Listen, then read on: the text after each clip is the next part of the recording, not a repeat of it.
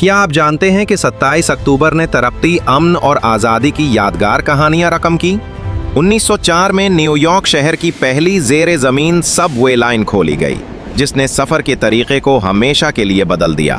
1978 میں امن کے نوبل انعام انور سادات اور مناہم بیگم کو دیا گیا، ان کی جرأت مندانہ کوششوں کے اعتراف میں جو انہوں نے مشرق وسطیٰ میں امن کے لیے کیں۔ اور 1991 میں ترکمانستان نے سوویت یونین سے آزادی کا اعلان کیا اور ایک خود مختار ملک بن گیا۔ 27 اکتوبر ہمیں یاد دلاتا ہے کہ ایک ہی دن میں ایجاد، امن اور آزادی کی نئی کہانیاں لکھی جا سکتی ہیں۔ We need your support to grow and bring you more stories. Please like, share, and subscribe to our channel.